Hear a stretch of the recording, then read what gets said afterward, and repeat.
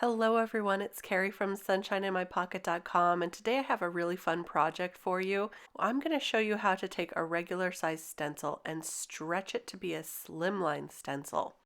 I'm using these very cute gnome images from Miss Ink Stamps, and I've used quite a few of them here. Here's the orange one that I did here, and this little guy I turned into this blue one. You can see that I colored these up in rainbow colors.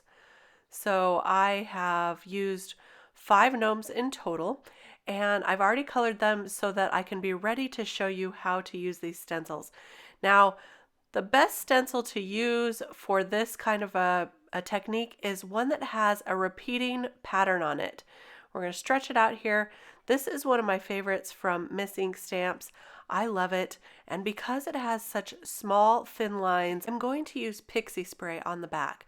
So I'm going to take this outside and go ahead and spray the back, and then we'll be all ready to do this technique. Now this has dried for just a few minutes, and I'm going to line it up right here in the middle of the Slimline panel, and now I've got a bunch of distress inks in a rainbow of colors. I tried to match the colors that I colored the gnomes, so they're very similar in color tones. And so we're going to start by doing the green and yellow in the middle, and then we will have the blue and purple on one side and the red and orange on the other. So starting off kind of offset to the center, I'm going to start with the lightest color, which is yellow. And I find that this is the best way for me to start because I tend to kind of go over that color, and so it's really great to start with the lightest, and I spread it out just a little further than I normally would so that when I go over it with the other colors and blend it, it becomes a little smaller. I hope that makes sense. So now I'll go in with the green, and we're just doing this just off to the right of center for this one. And again, I'm going just a little bit further to both the left and the right so I could get a good blend between the colors.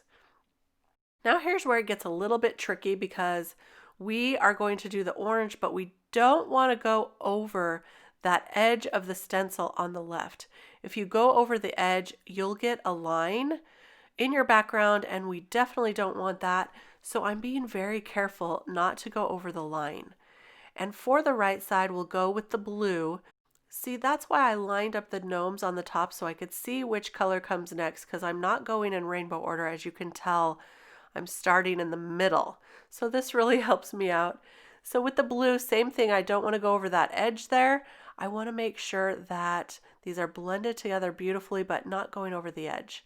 Now I'll pull that off, and the Pixie spray worked great. It didn't rip the paper, it didn't leave it sticky.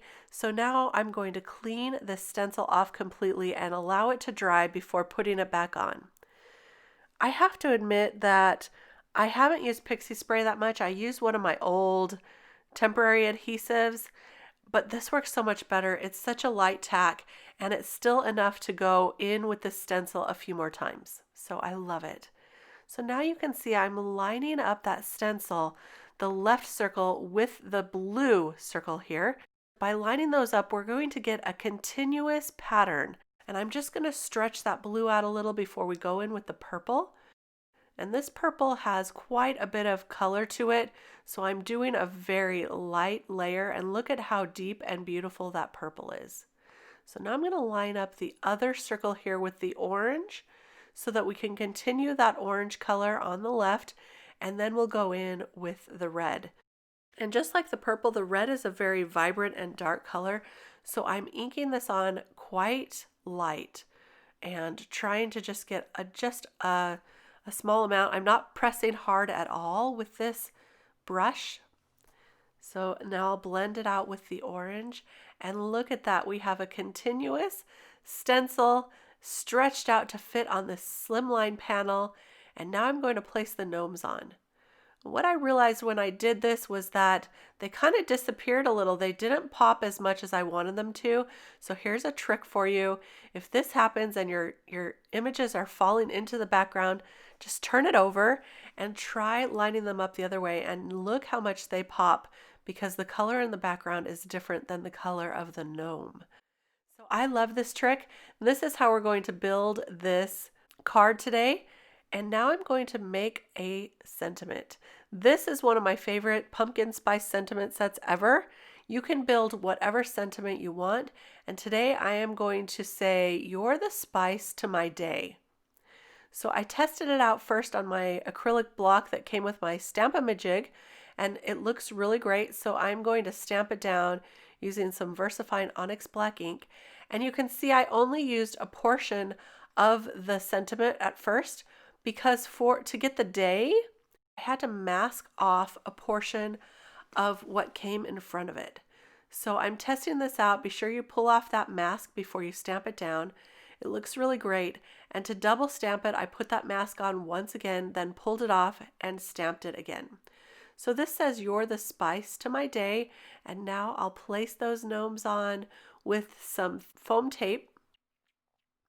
Here's the last one here. Just going to build those up, and look how adorable those little characters are. To create a base for this card, I measured the panel, and it is exactly 8.5 by 4 inches. 4 inches tall. So I cut the paper at 8 inches and then scored it right in half at the 4-inch mark. That way, when I fold it in half, it would be 4 inches by 8.5, and I could just glue that panel right on top and it fits perfectly. So here is our panel. I'm just going to use some liquid glue to place that on top, and that will finish our card for today, using a stencil, to a regular size stencil stretched out to fit onto a slimline. So you can use this with any of your stencils that have a repeating pattern. It's very simple to do to match that pattern up and keep it going. But take a look at how cute all these little gnomes are. I love them. You are the spice to my day. Very cute, and a really fun project. I hope you enjoyed this today. If you did, be sure to give me a thumbs up. It really does help with YouTube. And I will see you next time. I also appreciate all your comments. Thanks for stopping by. Bye-bye.